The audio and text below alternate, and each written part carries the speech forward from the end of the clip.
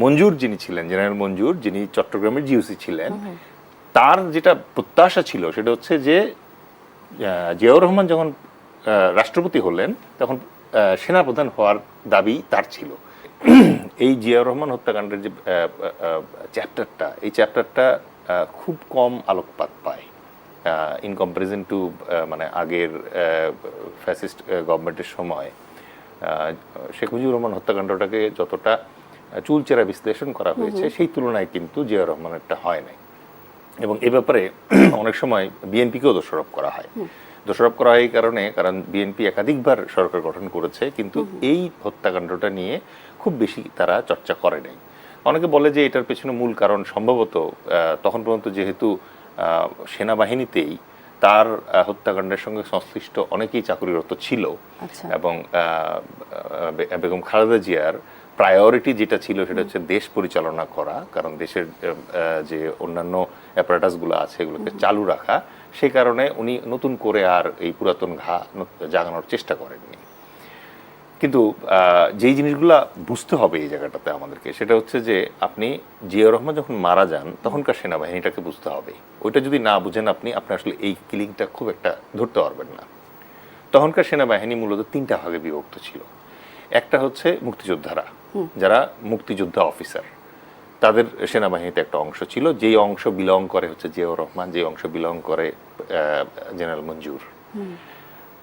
অন্যান্যদের নাম নিলাম না, আমাদের প্রাসঙ্গিকভাবে এই দুটো নাম ইম্পর্টেন্ট।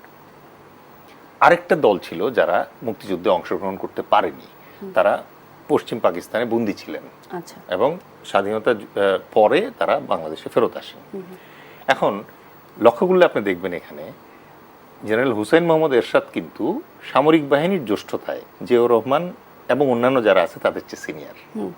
কিন্তু ৭১-এর মুক্তিযুদ্ধের পর একটা সিদ্ধান্ত গ্রহণ করা হলো ভারতীয় পরামর্শে, সেটা হচ্ছে যে সকল মুক্তিযুদ্ধ অফিসাররা বাংলাদেশে যুদ্ধ করেছে তাদেরকে 2 বছরের সিনিয়রিটি দেওয়া হবে। এর ফলে হলো কি, ওই জিয়াউর রহমান আবার সিনিয়র হয়ে গেলেন এরশাদের। ঠিক আছে, আচ্ছা, এখন এই জায়গাটাতে আসার পরে যে সমস্যাটা হলো, প্রাথমিকভাবে কিন্তু একটা দ্বন্দ্ব ছিল। যেমন খালেদ মোশাররফ, তারপর জিয়াউর রহমান এবং Shafiullah, S force, K force এবং জেড ফোর্স কমান্ডাররা, তারা নিজেরাও কিন্তু ডিবেট করতেছিলেন যে এই যে পাকিস্তানে যারা আটকা পড়েছিল এই অফিসারদেরকে আবার নেওয়া দরকার আছে কিনা। ইট ওয়াজ জিয়াউর রহমান যিনি প্রপোজ করলেন যে আমাদের ট্রেইনড অফিসার্স এবং সোলজার্স দরকার, সুতরাং সেই প্রেক্ষিতে তাদেরকে নেওয়া হলো। তাহলে আর্মিতে তাহলে দুইটা সেগমেন্ট তৈরি হলো। একটা সেগমেন্ট হচ্ছে রিপ্যাট্রিয়েটেড অফিসার্স, যেটার সিনিয়র ছিলেন হচ্ছে জেনারেল এরশাদ, আর হচ্ছে মুক্তিযোদ্ধা অফিসার, তাদের ভিতরে সিনিয়র হিসেবে আপনি জেনারেল মঞ্জুরের নাম বলতে পারেন, কারণ জিয়াউর রহমান অলরেডি প্রেসিডেন্ট হয়ে গেছে তখন।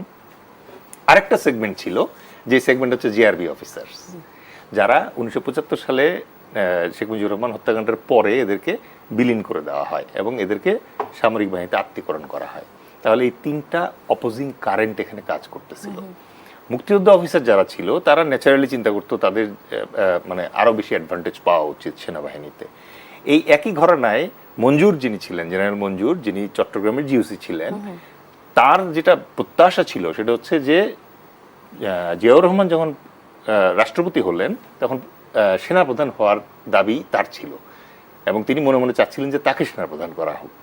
কিন্তু আর্মির ভিতরে ব্যালেন্স ঠিক রাখার জন্য এবং সিনিয়রিটিটা আবার আস্তে আস্তে অ্যাডজাস্ট করার জন্য জিয়াউর রহমান প্ল্যান করলেন যে এরশাদকে সেনাপ্রধান করা হবে। এই সিদ্ধান্তটা জেনারেল মঞ্জুর খুব সহজভাবে নেন নাই এবং সবচেয়ে চূড়ান্ত অবস্থায় চলে যায়।